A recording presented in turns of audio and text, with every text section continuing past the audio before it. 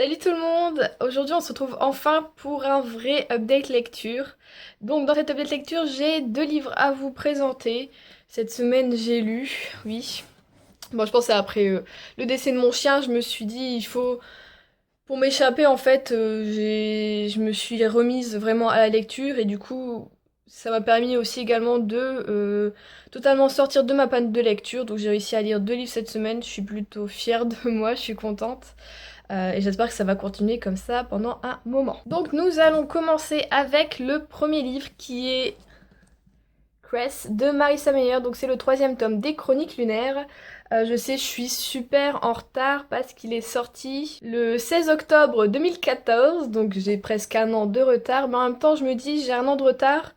Mais comme Winter sort que le 24 novembre de cette année aux États-Unis, je me dis au moins, j'aurais peut-être pas un an à attendre pour pouvoir lire Winter. J'espère que Winter sortira en début d'année 2016. Je le sens pour mars, moi, mais j'ai envie qu'il sorte pour mars, ce serait bien. Donc, cette fois-ci, je vous parle de Cress. Donc, ce troisième tome m'a beaucoup plu. Donc, j'ai eu un petit peu de mal, forcément, puisque je sortais d'une panne de lecture, à me replonger dedans. Et comme j'avais lu Scarlett au mois de mars de cette année aussi, bon, j'avais un petit temps, voilà, que je me souviens. Il y a certaines choses, je me souvenais plus forcément. J'ai réussi à vraiment me mettre dedans à partir du livre 2, donc de la deuxième partie. Et j'étais dedans, j'étais lancée, quoi. On pouvait plus m'arrêter. On avance, je trouve, plutôt bien dans ce tome, parce que je trouvais, bon, Scarlett était bien. Enfin, c'est mon préféré, même après Lecto Suicide, Scarlett est toujours mon préféré. Mais dans celui, on avance vraiment bien. Hein, on se dit heureusement, puisque c'est quand même le tome 3. C'est toujours un petit peu lent pour moi, c'est vrai que j'aimerais bien que ça avance vachement plus. Mais bon, c'est vrai qu'on pourrait pas avoir autant de détails, autant de peut-être de personnages si on avançait plus rapidement, donc bon, c'est une bonne chose. Et donc dans ce tome-ci, on a des nouveaux personnages, on est pas mal centré oui sur Cress. Ce que j'aime bien avec Marissa Meyer, c'est que on a un nouveau personnage qui arrive, mais c'est pas lui vraiment le centre de l'histoire. On est toujours sur l'histoire de base avec Cinder, tout ça. Et on a plein de personnages, on a leur point de vue en fait, je trouve ça vraiment génial. Ça ouvre plein de perspectives sur l'histoire, sur la façon de voir les choses. On voit les choses différemment, on a plein de lieux différents. Enfin, on s'ennuie pas du coup. Dès qu'on a fini un chapitre, on passe sur quelqu'un d'autre et on s'ennuie pas en fait. C'est vraiment génial. On retrouve assez rapidement les personnages qu'on préfère, des choses comme ça. Par contre, oui, on n'a pas eu beaucoup de Scarlett dans ce tome-ci, mais bizarrement, ça m'a pas forcément déplu parce que ça amène plein de choses à l'histoire aussi. Je dois aussi dire que Cinder était un personnage que je n'avais pas trop aimé, que ce soit dans Cinder ou dans Scarlett. Et que dans Cress, eh ben ça y est, elle a commencé à toucher mon petit cœur. Donc ça y est, j'aime bien Cinder, voilà. C'est dit. Pareil pour le prince Kai, je ne l'aimais pas. Non. J'avais aucune affection pour lui, de quoi que ce soit. Et ça commence aussi petit à petit à venir. Bon, je le trouve toujours un peu superficiel ou quoi. Mais bon, il fait quand même des actions qu'il prouve quand même qu'il n'est pas vraiment superficiel. Donc ce troisième tome est plutôt génial. J'ai adoré. Et ça m'a fait du bien en fait de retourner dans l'univers des chroniques lunaires, de revoir des personnages que j'aimais, d'autres que j'aimais beaucoup moins.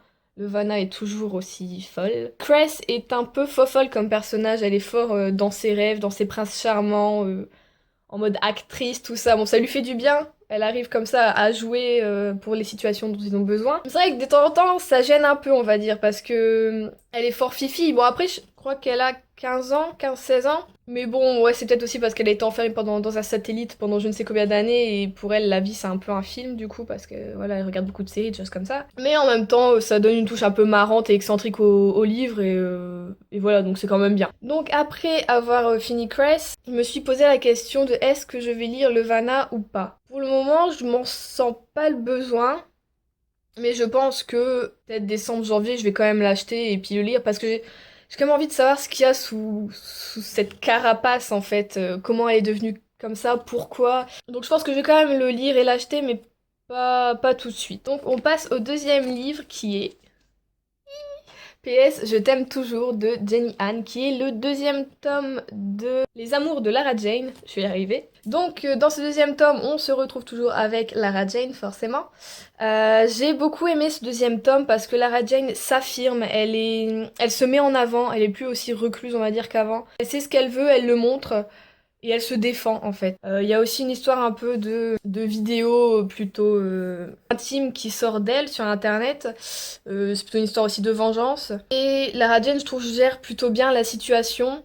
Ça nous montre aussi le monde dans lequel on vit, hein. Internet fait partie intégrante de notre quotidien. Comment gérer ça si quelque chose sort sur nous qui n'est pas une bonne chose.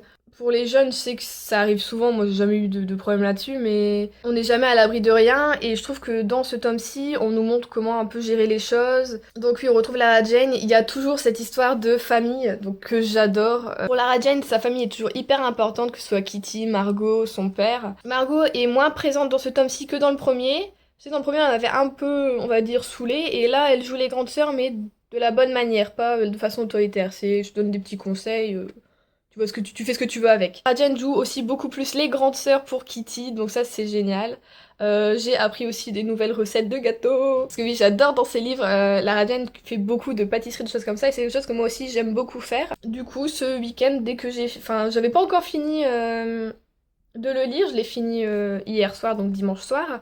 Et du coup, pour ma famille, j'ai fait des snickerdoodles que Lara Jane fait souvent pour Kitty. Et c'est juste trop bon.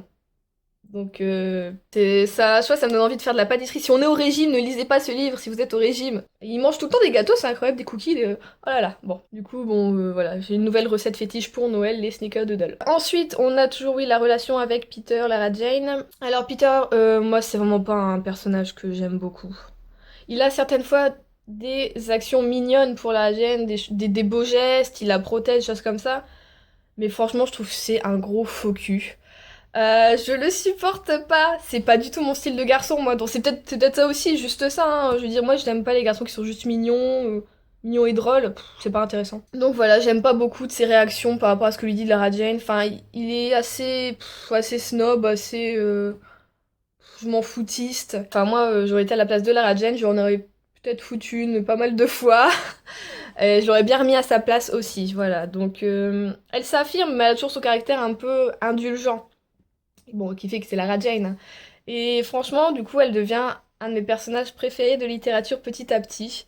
À chaque fois que je repense à elle, bah, j'ai le sourire, je me dis ouais, franchement, elle est cool et j'aurais adoré l'avoir comme amie. Ensuite, nous avons de nouveaux personnages comme John. Alors par contre, John, c'est grave mon style de mec. Il est gentil, attentionné, drôle aussi, il est mignon. Il a toujours des gestes pour faire plaisir à Lara Jane, donc ouais, il pense pas qu'à lui en fait. Et pour lui, Lara Jane a beaucoup d'importance comparé à Peter, où t'as l'impression qu'elle passe au second degré par rapport à Geneviève. C'est quoi ce prénom en plus? Où Jenny Anne a été tiré ce prénom. Enfin, je sais que c'est à la mode aux États-Unis de donner des vieux prénoms français un peu européens aux jeunes, mais bon, bah, chez nous, tu t'appelles Geneviève, t'as 80 ans quoi, hein, donc bon. Déjà que son caractère, je la déteste un peu, elle est fort égocentrique tout ça, mais alors en plus son prénom, ça n'arrange rien. Donc voilà, je pense que ce tome-ci est le dernier de la série, hein. Je pense que c'était en deux shots. Bah les gars, j'étais un peu déçue de la fin, je dois l'avouer, mais je l'aime quand même plus que le premier tome parce que Lara Jane s'affirme. Donc je trouve qu'elle a évolué, elle a grandi et ça fait du bien. C'est vraiment une série que je pense je pourrais relire entre deux gros livres ou si je me sens pas bien, bah je relis Les Amours de Lara Jane et voilà, je me sens mieux. Donc ouais, j'ai pas trop aimé la fin, mais je me suis dit en même temps, c'est quand même une bonne fin. C'est juste moi pour mon point de vue, j'aurais pas fait ça. Mais sinon c'est une bonne fin, l'auteur a bien fait, je suppose. Donc oui, je pense pas qu'il y aura un troisième tome. D'abord on n'en a pas besoin, hein, l'histoire se finit et c'est tout. Dites-le moi s'il y a un troisième tome, mais franchement, je pense pas. Et s'il y avait un troisième tome, je sais pas sur quoi il serait. Je vois pas ce qu'on peut faire d'autre. Donc pour moi, 2 livres, ça me suffit, même si bon bah Lara Jane et sa famille va beaucoup me manquer. Voilà, donc c'était un tome plutôt drôle, intéressant, qui parle de notre société actuelle avec Internet, le harcèlement, des choses comme ça.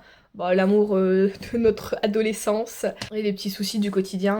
Donc c'était un super tome et je suis super contente d'avoir découvert cette saga, cette série, parce que normalement c'est pas du tout mon style de lecture, mais au final je me trouve que de temps en temps ça fait quand même du bien. Un peu de romance, pas toujours du fantastique ou de la fantasy ou du policier. Je suis super contente d'avoir découvert Les Amours de Lara Jane. Et donc c'est une lecture que je vous conseille si vous avez un petit coup de blues, des choses comme ça, ou si vous aimez les petites romances bien sympas, avec quelques bâtons dans les roues quand même, je vous la conseille. Voilà. Donc c'est tout pour cette update lecture, j'espère qu'il vous aura plu. Donc ça a été quand même 2 coups de cœur pour moi. Donc je suis super contente, après une panne de lecture, avoir 2 coups de cœur, faut le faire et j'ai réussi, donc je suis super contente. Donc c'est bon, normalement je reprends ma routine de lecture. Je vous dis à bientôt pour une prochaine vidéo. Salut!